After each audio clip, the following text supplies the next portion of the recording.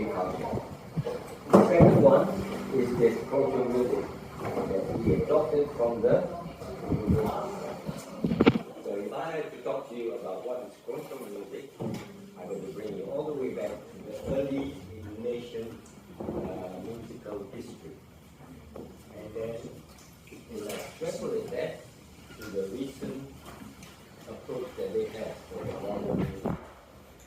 So you can bear with me, instruments playing gamelan music, right?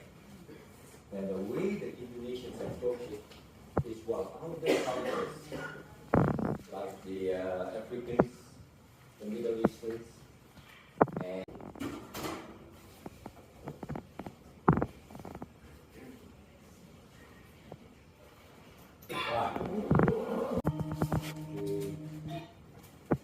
the gong is the pulse of the music. It gives 1, 1, 1, 1 beat. Alright? That determines all.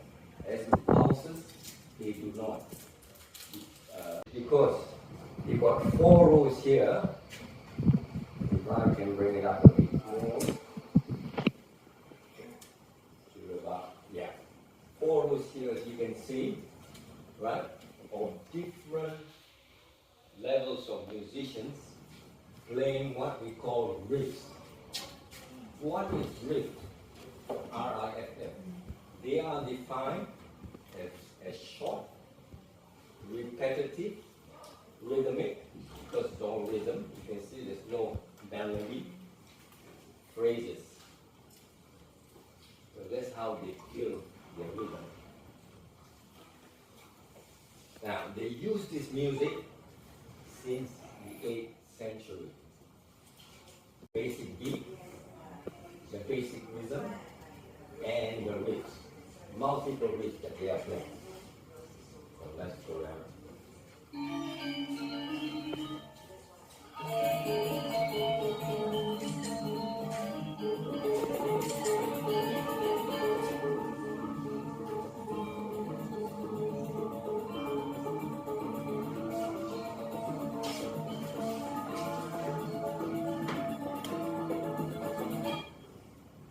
This is the basics of their music.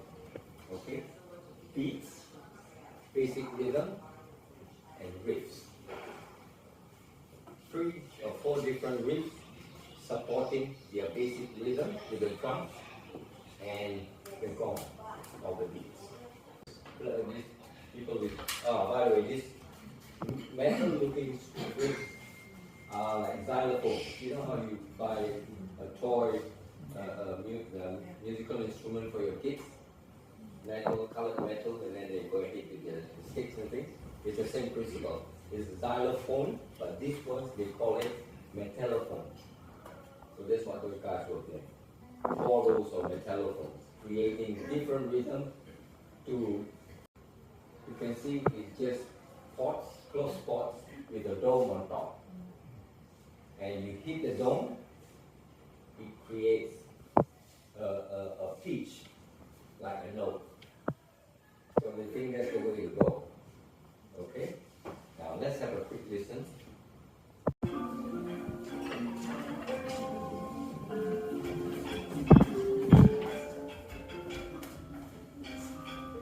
How many tables would you make? Probably 2 or 3 table tennis tables, and you run around playing, or even create a tune. So that's also not practical. So where do we go from there? For a while there, the Indonesians have run out of ideas. But the answer comes from this history where the Orang Putih arrived in the 16th and 17th century. The Dutch and the Portuguese arrived on the shores, just like in Malacca, we have the same parallel history. They came with their weapons to conquer or to be our masters. But these guys, fortunately, stayed. So they brought their culture, they brought their musical instruments, and showed the natives as native. Okay. Let's go up a bit.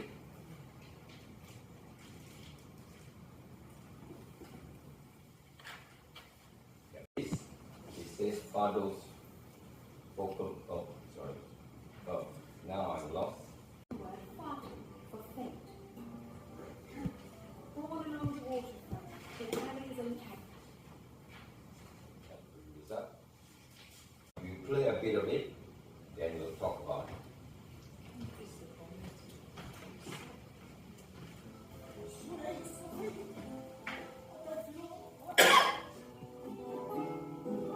The genre originated in Portugal. That gives you a clue. What were they doing with their instruments? Ah, that's it. They were plucking their instruments. In musical terminology, it's called playing the pizzicato method. You can bow if you got string instruments, but when you start plucking, you play the musical term pizzicato way of playing a method style. Okay? That was like a light bulb moment for the Indonesians. So for the first time, they don't need to use all their percussive keto stuff. They got the string instruments. They can provide them rhythm. By plucking, they can create the melody or the tunes. And also, this, okay, I'll leave it here. So before I play around with it. In the early 1800s, and quickly took its place as For their riffs, two notes. Left and right as they play. The cello. What's the cello? Cello. Excellent. Now, the riff plays. They all go different rhythms. What can you substitute with? You can use the guitar. You can use the ukulele. You can use the mandolin. Or you can use the banjo. So now it becomes the basis of modern Keroncong music. All these basic instruments. So two notes, like I said, with the drums. Their notes will be the do and the so into a rhythm. So the rhythm sounds like do, so, do. Here's the basic rhythm.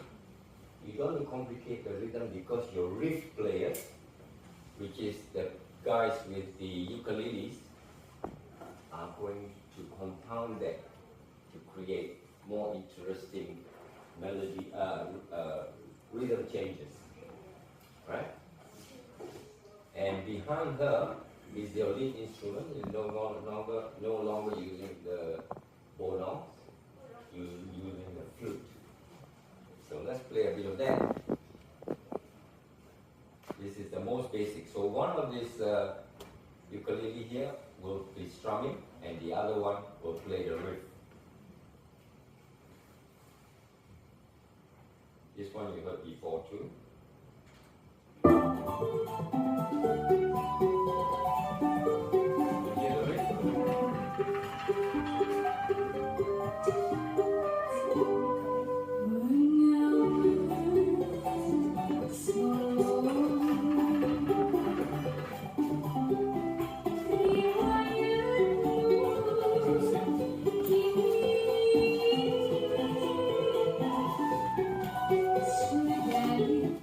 Okay.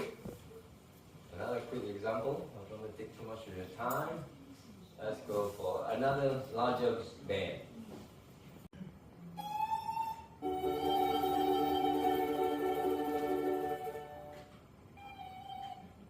I just want to show you the lineup first. Okay. Playing riff will be the banjo player. Right? Lead player playing the flute. Two ukuleles. One will be strumming, one will be playing the riff. And I said, remember I said a double bass is going to play a basic rhythm. And next to him will be the cello player, getting the basic rhythm for the rest to use their riff on. The guitar will be playing a riff, and then you got another lead instrument on the violin. Now let's listen to how they sound.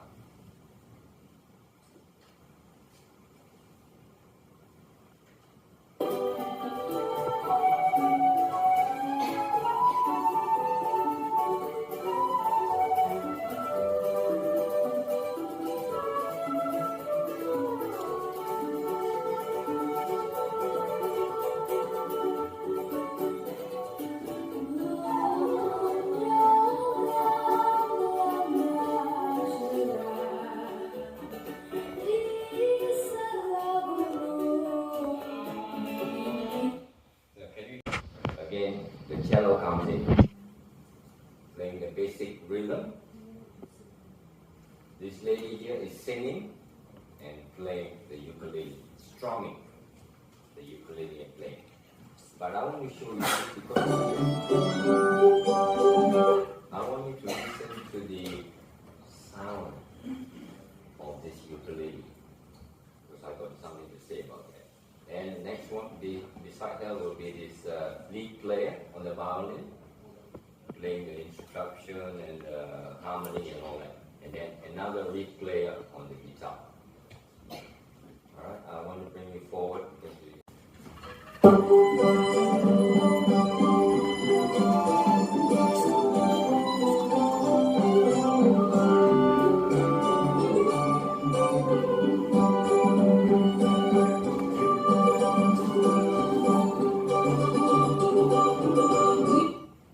now, I don't know whether you noticed that she made a knot to this fellow on the cello. Watch again, and you'll see what's happening. This is especially for the guitar players and the ukulele groups.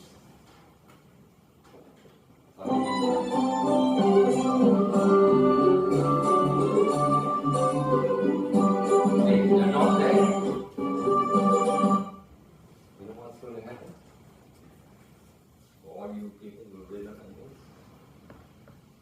strumming, they are increasing, they're doubling their rhythm. Alright? Listen to this. Now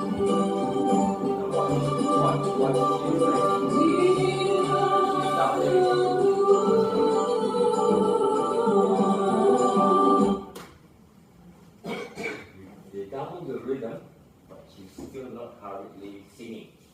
She's still keeping a little the same pace.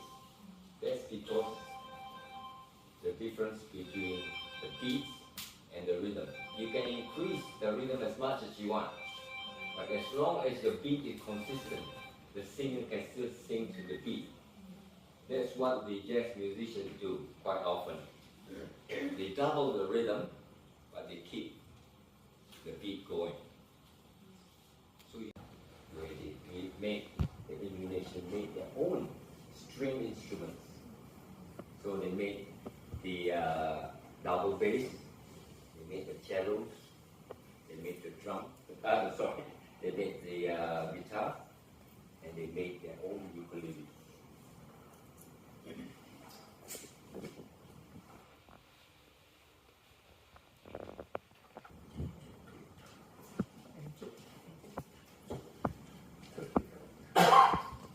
The ukuleles are given their own name. Kak-ku. Why is it kak-ku? That is the sound. What is it? Okay. Huh?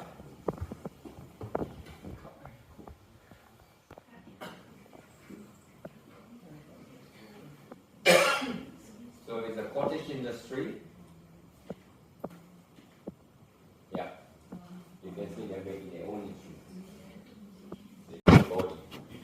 And it has string instruments.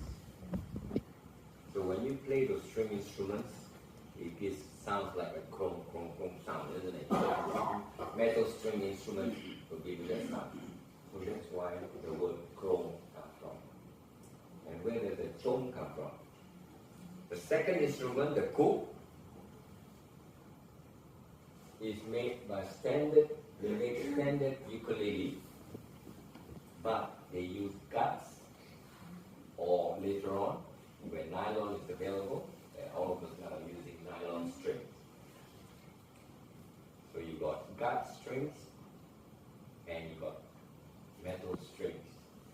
So the cut metal strings, the kuk is the gut strings.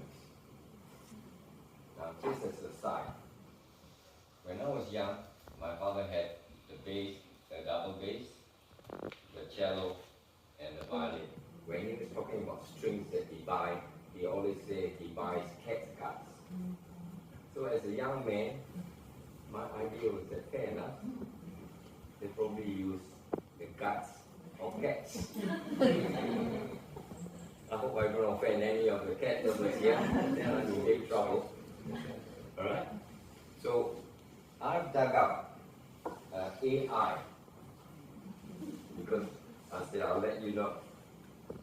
They're guts, but they're not. Crafted primarily from sheep and lamb intestines. And in big brackets it says, not cats. So somehow or other somebody must have misspoke or something, so it became cat guts. Right? So my concept was wrong. Process this young man here, playing by himself, homemade ukulele, playing riff, very simple. And guess what song this is? Familiar to all.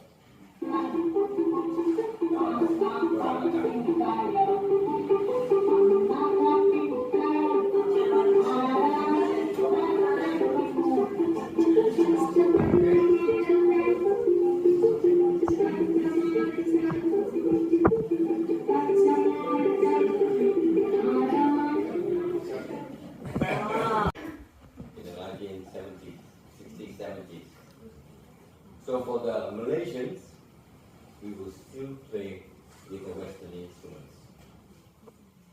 We're not into making our own ukulele or guitar or anything like that.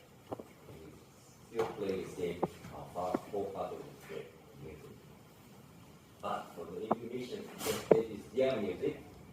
By the way, the Keroncong in the early days, they got into it very quickly, especially when the Europeans arrived, because it was used as a protest music against their conquering overlords. Alright? So there was a need for them. When they don't buy the equipment, they want to create their own music and also use that as a protest against the Europeans. So for the Malaysians, we'll do the same thing as my father and his father and we play. Right. But for the Indonesians, the youth,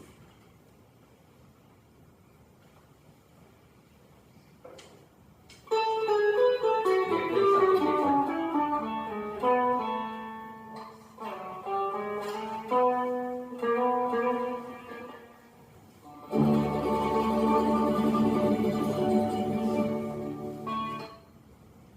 Different setup. They got the cello, right, to give them the basic rhythm. They do not have or do not need a bass. They got the string instruments here, 2 guitars, left and right, that can play the basic introduction, melody or whatever. We can also play riffs. And the singer come ukulele player will be strumming. He gives the basic strumming.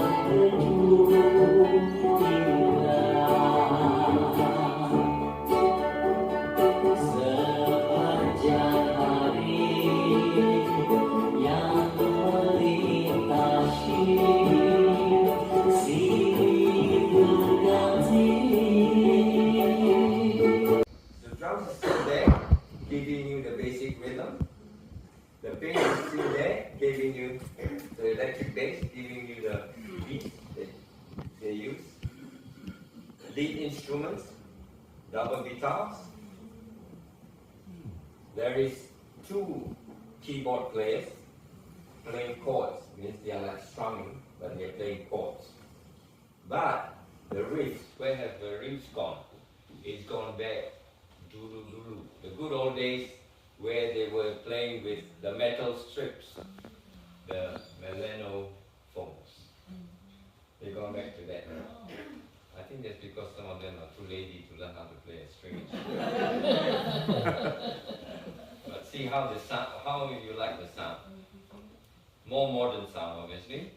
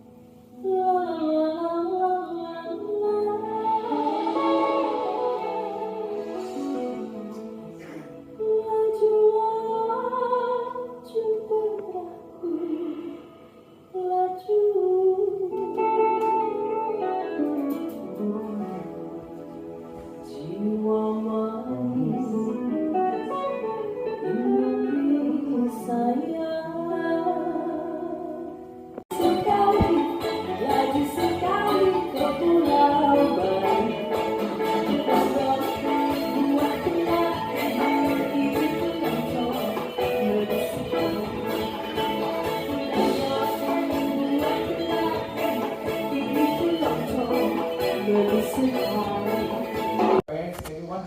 There's 1, 2, 3, 4, 5, 6, 7, 8, 9, 10, 11, 12, 13, 14, 15. Oh, you lose out, right?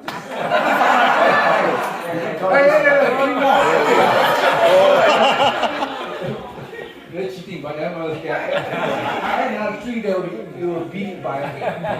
Alright. You and Oh, yeah. Okay, I personally like the last one. I like the last one because not just because it's done by a Peranakan, but I think the melody is beautiful, and you know, and I think it was well written. Okay, and from the survey I did, guess which we came up number 1. Sapu tangan, you say? Bangka Solo is quite close. And Keroncong Tolerance. Actually, it's sapu tangan. So the crowd here is quite well, you know. You got good ears for music also, yeah. But it doesn't mean the other 2 is no good. They are fantastic music. But it's all a matter of preference, I think. Okay, so I think you should let us actually translate first, because I'm not quite sure. oh At the moment, it's only the melody, right? yeah, it's just a melody.